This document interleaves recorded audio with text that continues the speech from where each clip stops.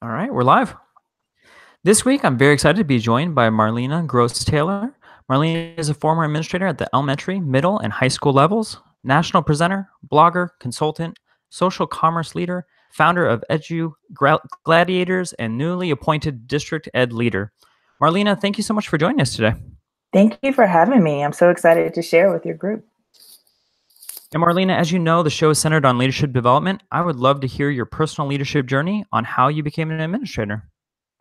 That is a very fun topic. I have not entered education in the traditional sense. Actually, I did not enter this world in a traditional sense. And I think that has kind of set the stage for me being divergent in that. So I come from a long line of educators, as I would say, probably many teachers and leaders that are listening in. My mom was a former middle school principal. And I remember growing up and telling her, after spending many, many, many days and afternoons in her office, I would never be a teacher, much less a principal, and a middle school principal at that. I remember telling my mom, as respectfully as you can, especially being a Southerner, you are crazy doing this, right? So she takes great pleasure in laughing at me of my choice now, because what I didn't realize then, and what my mom, I think, saw in me all along, is that I want to make an impact with kids, and I really believe in that. So when I decided to become a teacher after having my own children, I had perspective, and I wanted to be involved, not just in an involved parent, but I wanted to be involved in what education looked like and make sure that I wasn't missing anything, and I wouldn't honestly just screw up my kids' education, and be a good parent in that way, but then also be a part of the solutions should I come across any problems that I thought were problems or challenges. So that started my journey into education. So my undergrad is in psychology from LSU, and specializing though in clinical adolescent psychology. But when I decided to be a teacher and to make a difference, I remember my first day of school. I became very, very nervous. I called my mom right before the bell rang to let the kids in, and I said, "What did I do, and how am I going to teach these kids?"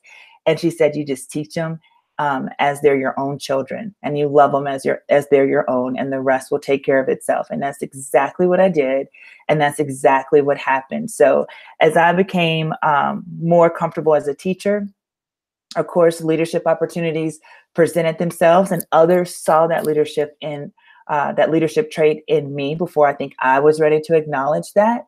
And so what I am is a student, always, continuously. And so I listen to those around me. I try to surround myself around people that were not only great teachers, but that I admired about their character. So when these types of folks said, "You know what, you need to be a leader, you need to be a principal," I listened, and I asked to shadow and to learn, and just tell me what are some of the pathways to get there.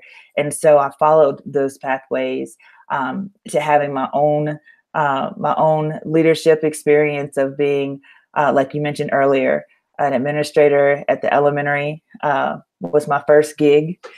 Then at the high school, and then returning back to the middle school because I was a middle school teacher before jumping into now my second district leadership position. And so, looking back in your preparation to become an administrator, what was one of the most impactful experiences you had to enhance your skills as a leader?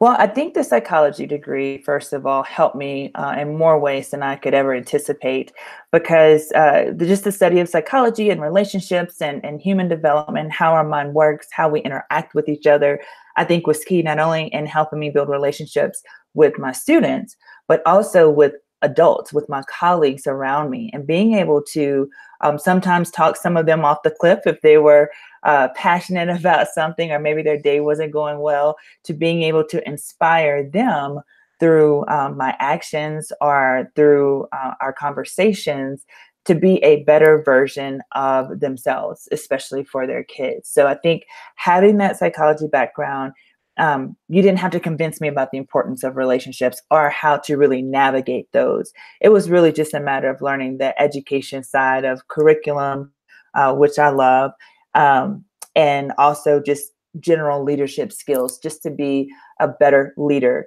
And even through that, if you click on my Twitter, my pinned post is something that I think has kind of defined my leadership. It's really not about me as the leader. It's really not about me showcasing what I can do. It's not about me bragging what I can do, whether deservingly or not.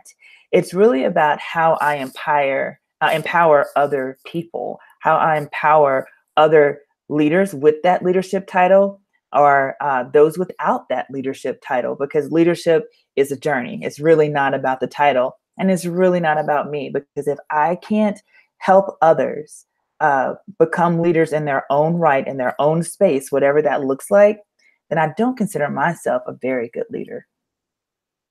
In your transition from a teacher to an administrator, what was your biggest misconception as you began your experience? Well, I think there's this natural misconception of us against them, teachers against principals. Principals don't understand, that's normally the teacher's response. And then a principal's response, gosh, if our teachers only knew the bigger picture. A lot of times I think we think that it's easier to make decisions, that we have more power or more control as we move up the leadership ladder, when in actuality, I think we have less control. I think we have less power, but we have a greater opportunity to inform and really participate in a more shared leadership model, so others can be a part of the journey. And so, as an AP transitioning to a principal, what was the most difficult part of being the campus leader?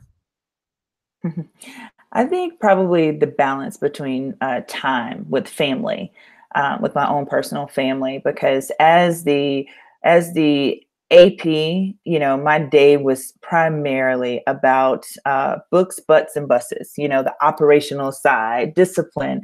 Now, I did stretch myself quite a bit because I knew I didn't want to stay in just that realm. I did not want to be one dimensional and only dealing with the operational side. So I actively sought out opportunities to build my capacity as an instructional leader, and really diving deep into curriculum and instruction, and just the teaching and learning process or cycle from an administrator's point of view, and supporting that. But when I became the lead principal, it was definitely an adjustment on my time. My day was never my own, and I had to either come in earlier to get some of the operational things done, or stay late. I'm not ashamed to admit it, because I know I'm not the only one.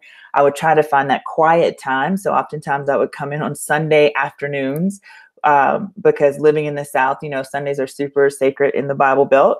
But that was my time after I've been to church and lunch with the family, to just have some quiet time and think and get things done.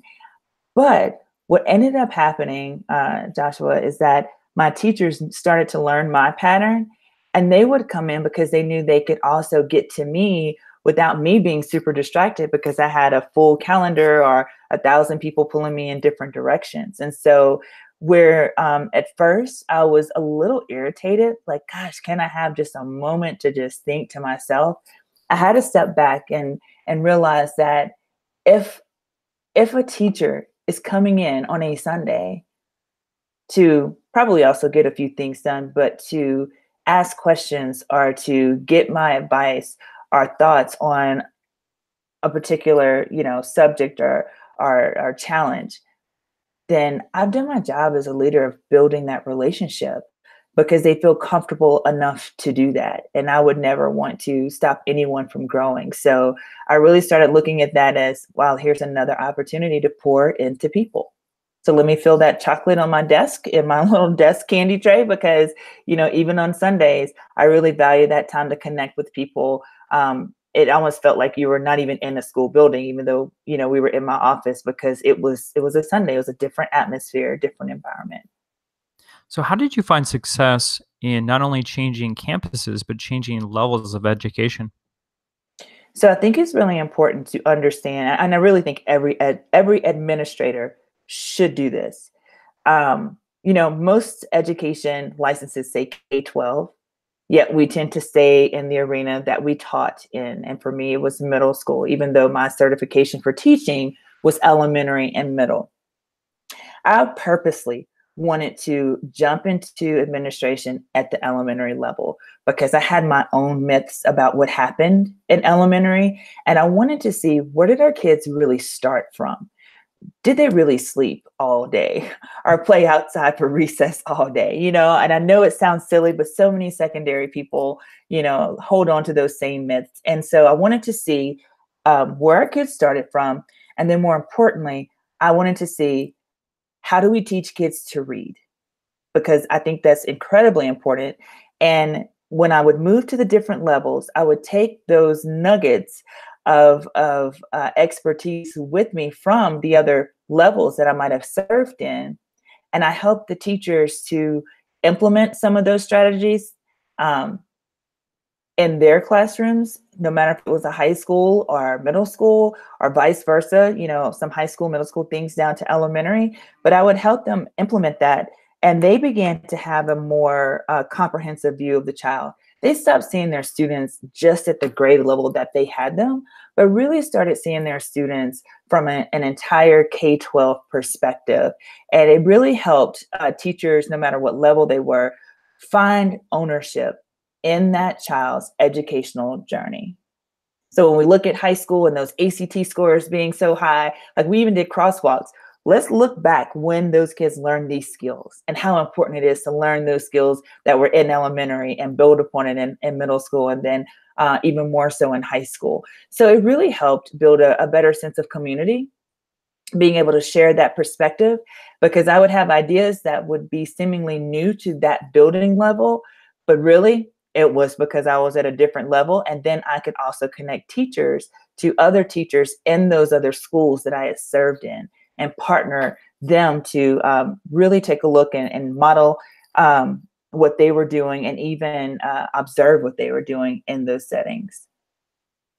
So, in your experience, which leadership skills were the most difficult to develop? Patience. Is that a skill? It's definitely a trait. I honestly think patience was it, because of my experience, because I had already been through the whole K-12 spectrum at some level, in some capacity.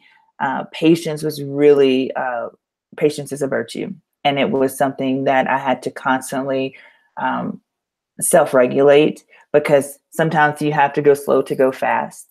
And I think that's a hard lesson for leaders to learn, especially when, depending on where you are, what state you are, what district you're in, if they're heavily test focused, if you're in a turnaround situation in your school or district, it could be tough having those different external components to help you learn patience.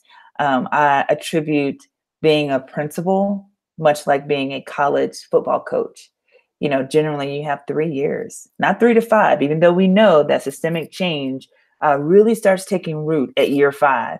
But principals generally have 3 years to make their mark, to show that they're successful. And that's not a lot of time when you're dealing with, 25 to 30, depending on how big your school is, 40, 80, 90 staff members, and anywhere from 5 to 2,000 children. Yeah. And so, in looking back, what was your greatest trial which led to an important leadership lesson as an administrator?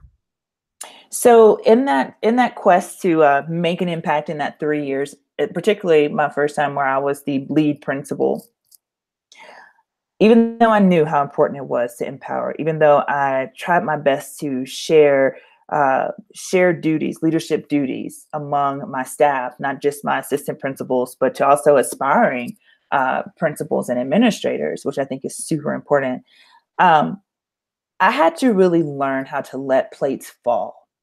So if I gave a task to, it didn't matter if it was to my assistant principal or if it was to a teacher that was aspiring, or that just chose to take the mantle and take a particular task, I had to give them room to make a mistake and not do it exactly how I would have done it, or to just fail.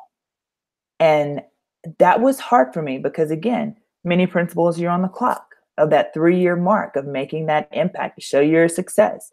And so I had to learn very quickly how to let plates fall. And when the people that I was leading, if they failed at a task, really valuing that time and helping them pick up the pieces and putting that plate back together again, and sharing with them those leadership lessons that that I did not have as a teacher. I did not have necessarily the best leaders. I learned a lot of what not to do as a leader. And so I wanted to make sure that I was different. And so helping those folks pick up the pieces and learning from their mistakes and still valuing them, and that it's okay to fail, much like I wanted them to demonstrate in their classroom with that risk-taking culture, right? Failure is a natural, organic process of learning. I had to make sure that I allowed those folks to do the same thing, and then really be that barrier between them learning as the adult and central office, and really speaking up for my teachers or my assistant principal, like, yep, they made a mistake, but we're working through it, and just reminding those district office leaders, do you remember your first year as a principal, or your first year, your first leadership task? Most of us failed miserably at some point, including me. And as an educational leader, what is one area you wanted to change in education? So it's probably three things, and this is kind of what started the whole Edge of Gladiators, the whole movement of that. So um, I wanted to change education from being an echo chamber to authentic, a true authentic learning experience for our kids. And so to me, that breaks down into three parts. The first one being really thinking about how we can bring in a new era of engagement. How do we reach our kids in an authentic way? It is not about a test. Now, does that mean we don't want our kids to do well on tests? Because we do. They have to take the ACT or SAT. I mean, they're going to be tested all their lives. But we can't whittle down the beauty and the learning moments of education just for a test. We should be teaching through the test. The test should be the easiest thing that they do in a classroom or a school. So it was, how do we engage our kids in a new way? Bringing in technology, teaching them to have voice and choice. The second piece that I endeavor to impact is also, how do we bring in a new era of leadership? How do we train or retrain or reset the leaders that we have, the leaders that are coming up, the kids? How do we make them become leaders to bring in this new era? How do we have that cultural shift of leadership? For instance, I never forget, when I was a principal, I had a assistant superintendent tell me, well, Marlena, I just expect you to be at your school 24 hours. Like, you can't just let just your assistant principals be at some of those events. And I really struggle with that because I have children of my own, and I need that time. That's how I recharge and refresh. And so I remember him saying that, and he was like, when I was a high school principal, I was at every event from start to finish. And our superintendent was there. And I remember telling my assistant superintendent, I said, well, if I recall correctly, last year you also had a heart attack. And he did. He had a heart attack the year before. I said, I'm trying to live.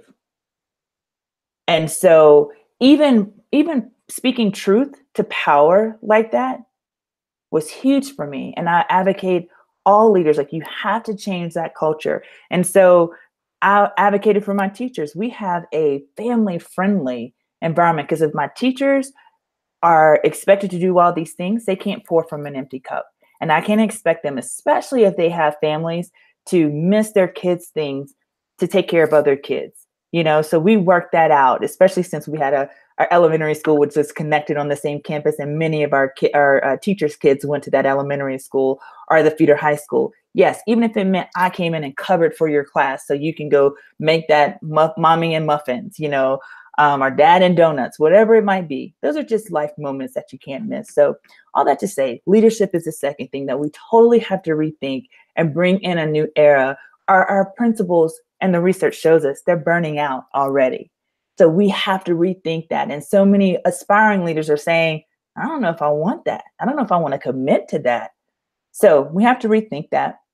And then the third piece that I want to impact education with is advocacy. And that covers a multitude of areas from equity to advocacy for our profession, advocacy for our different groups that we serve. And we tend to focus so much on our kids that are struggling. What about our gifted kids too? And then what about that middle? How do we get them to continue to elevate? How do we get kids to advocate for themselves, to be better people? How do we get them to advocate and really leveraging that social emotional development to where they're supporting their peers? And when if they see something is wrong, they're standing up and speaking out and helping. How do we get them to be just incredible human beings? How do we get our students to be incredible human beings? And so the third piece that is truly the pillar of my impact and what I started Edge of Gladiators for is that advocacy piece. And so, when you're looking for aspiring leaders, what are some characteristics that you believe every leader should possess? I think first of all that the first thing I'll look for is they have to lead with grace. They have to lead with grace. And by that, I mean, they can't be so gung ho as their way is always the right way, or they're saying they're being collaborative, but what they're really saying is do what I say, and sometimes not as I do. So I'm looking for people that, of course, have a passion for education, but that can do so with grace. Because that letting plates fall, I think, is a key pivotal piece of leadership that I think we need to move towards. Then also, I think what's most important is even if I find a person that that is leading with grace, they're compassionate. Do we have them in the right position? There's a lot of people in schools that say, I want to be a principal. But being a principal may not be the best fit for their leadership skills. So really taking time with aspiring leaders and talking to them about what is your dream? How do you want to impact education? I like to use the three pillars of Edge of Gladiators, even as, and I've always done that looking back as a guide. How do you see yourself impacting education in these three buckets, in these three arenas? And then helping them figure out what are the leadership opportunities in each of those three arenas? I think that we have a lot of principals that may be disillusioned by leadership because they may not be in the right spot. They may not be in the right position that truly takes advantage of their leadership skills.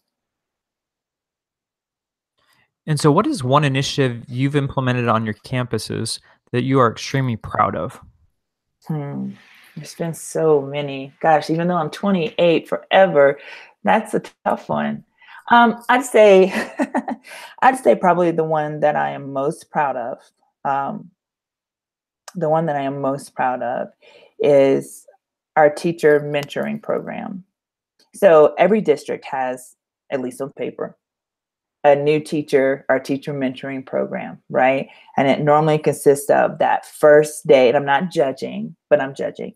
It normally consists of that first back to school. All the new teachers are new to the district, have like 2 days, and they're just, I mean, bombarded with all of this new information that they're supposed to not only retain, but be able to function with throughout the rest of the school year. So one thing that I really prided myself on was making sure that teachers that were new to my building, that we had ongoing groups way before PLCs probably came to Tennessee or to that area.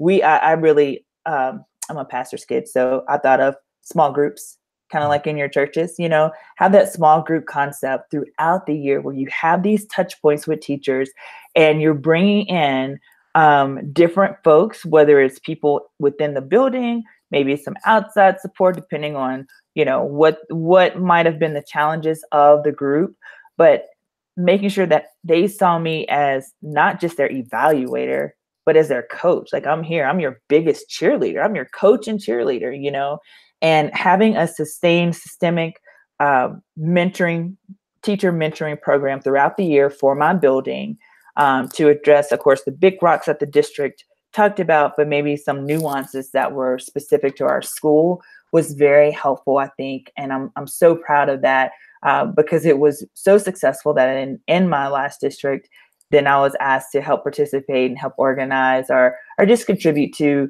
the district-wide new teacher mentoring program. And so I think if we can help, we have to start with what's best for kids. And if we start there and end there, everything in between works itself out. And I think if we can make sure that our teachers and our leaders are where they need to be with their skill set, whether it's in the classroom, whether it's as a leader or both, that will help our kids. We know teachers are the biggest impact on student success. We know that. We know that. So we really have to put our money where our mouth is and really invest in people, not programs. And so if there's a teacher out there thinking about starting their leadership journey, what advice do you have for them? I would tell them, first of all, of course, look at those 3 buckets and think about how do you want to impact education through engagement. And I probably see engagement as like that curriculum instruction piece, through leadership by leading other adults in that engagement, or through advocacy. And I think if they really drill down from those 3, where do they see that they would like to plug in the most? And then also either having a mentor or some mentors or colleagues where they can ask, now, if I wanted to do engagement, if I wanted to be a leader in that, what are some leadership opportunities or jobs or positions there? Once they identify what those jobs are in one of those 3 buckets to get started, then find someone that is in that position, in those positions, and just say, hey, I want you to be my mentor. I'm thinking about doing this for leadership in this area, and I would love to shadow you. I would love to have regular touch points with you. I would love to have you mentor me along the way. So that's what I would suggest first, because just like we want our kids to explore different career options and learning opportunities so they can figure out what in the heck they want to do in life, right? We have to give our aspiring leaders the same opportunity to see what are the different areas, because they don't know what they don't know if they already don't have a strong sense of what they want to be, or if they, and I've had people say this, I want to be a principal. Tell me why. How do you want to impact kids?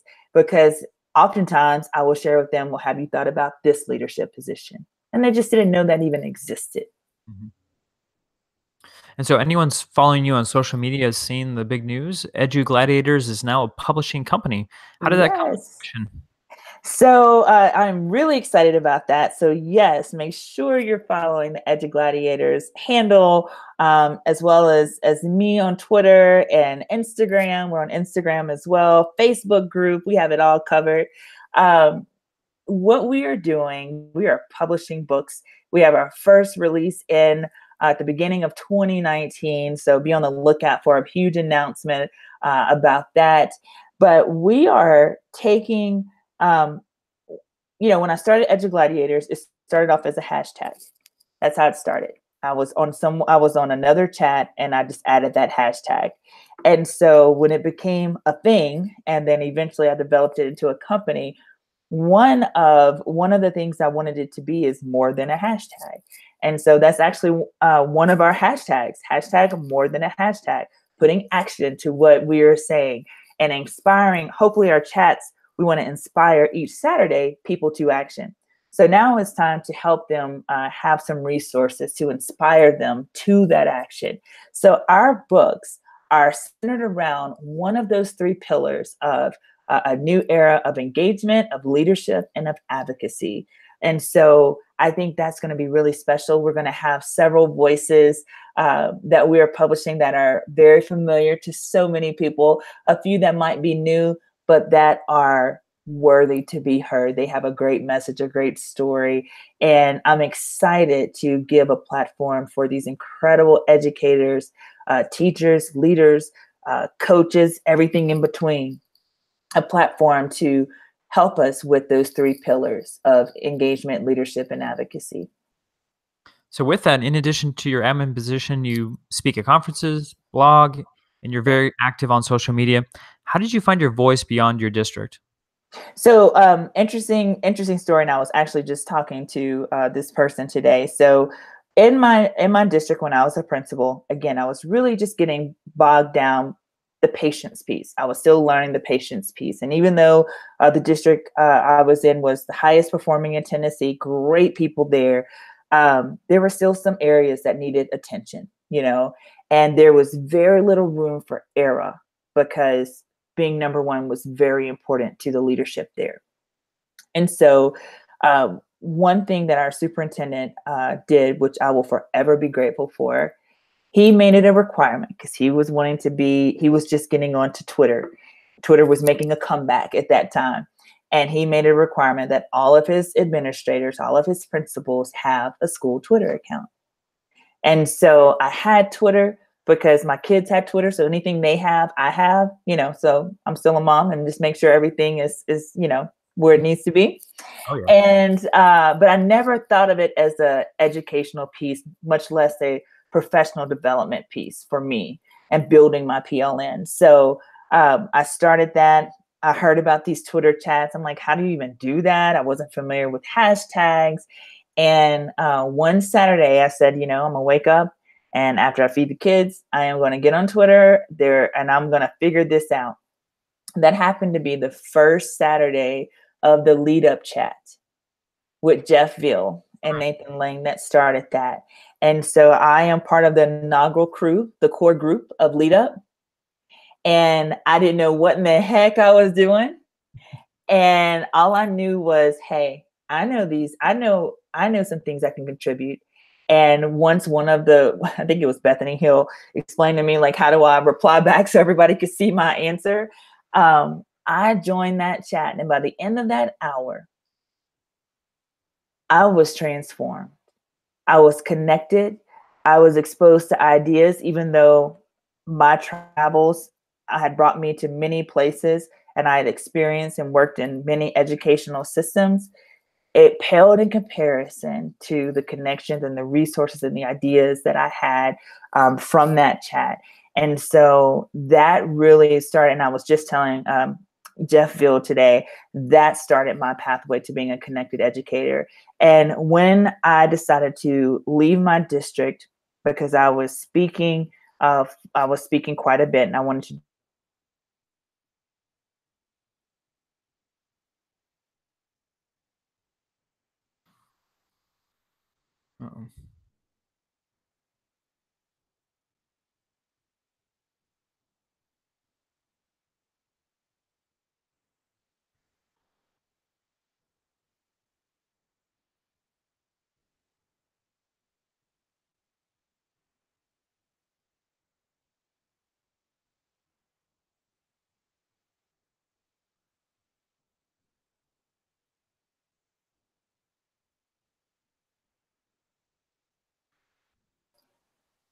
Uh-oh. Are you back on? Yeah. Did you get all that? No. Okay. Okay. For some reason, did it pause on your end or no? It paused on my end too. Okay. Okay. Tell me the last thing you heard. And I'll just pick up from there. Hold on 1 second.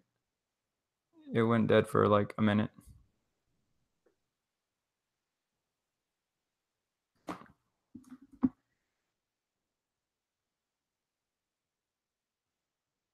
Well, if anyone's watching live, this is going to be amazing TV right here. Let's see here. Speaking quite a bit, and I wanted to. So you're talking about speaking quite a bit. Because I was speaking quite a bit, and I wanted to. Did you hear that too or no? Marlena?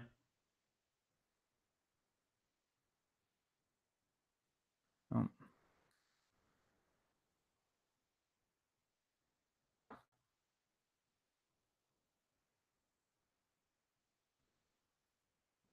Marlena, can you hear me? All right, are you there? Yeah, I'm there now. Okay, great. Whew. Okay. Did you hear anything I said or no? No, I didn't hear anything besides, hold on a second. So it was talking about you going and you were speaking quite a bit. Yes, so I was speaking quite a bit, and I remember when I went to my superintendent to let him know that I was going to take advantage of this opportunity, and I had a great partnership with AMLE, Association of Middle Level Educators, and I said I'm going to take advantage of this, and he said, "I've been watching you on the sidelines." So he was watching like all my tweets, right? He said, "And I saw that you were growing faster than what we could keep up." And so I think by being connected, it takes you out of your self-imposed silos that are your district, because it's so easy to get caught up into just what you're doing right here.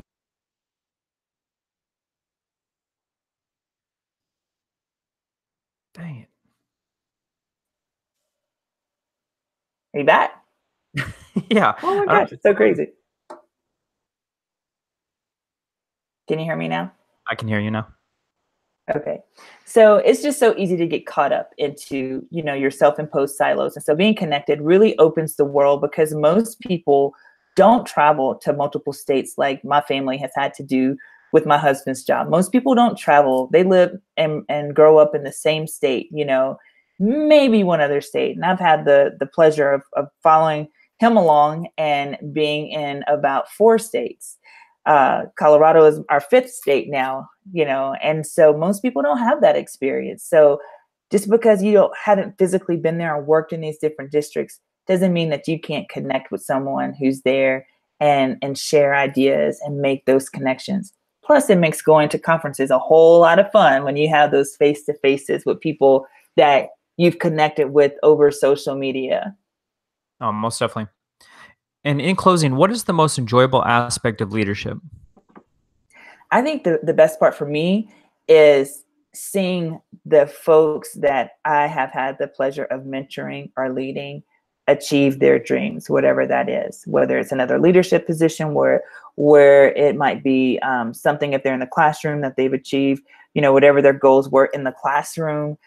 That makes me happy. And what makes me honestly the happiest of all is when those folks are my former students.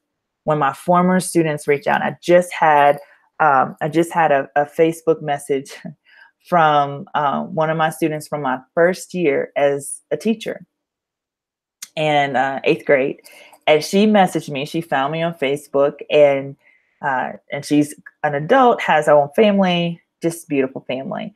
And she messaged me and said, "Miss Taylor, I don't know if you remember me, but you made such an impact on me in 8th grade that I chose to go along this path in my life." And she talked about all the incredible things she's doing, her career, but then finding balance with her family, because I stress that so much about how important being connected to family and friends really is. And so that never gets old. To me, that shows that I've helped the very people that we're here for in this business. When we can help our kids find their voice, that's what leadership is about. That's what being an educator is about. That's what is being an Edge of Gladiator is about to me. Definitely. And how can our listeners connect with you on social media? Awesome. You can follow me on Twitter at mgross, Gross Taylor. You can find me on Twitter.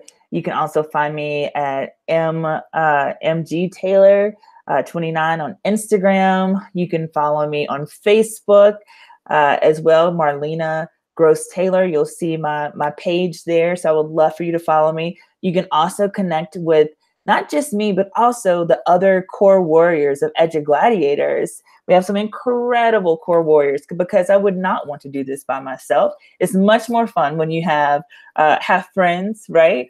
And so you can follow us on Edge of Gladiators. You can visit our website, Edge of Gladiators handle for Twitter, for Facebook, for Instagram. And then we just started, Joshua, a new community on Facebook called The Arena, where we have even deeper conversations about those 3 areas, and where folks are sharing and putting faces and voices to folks, and it's just really fun.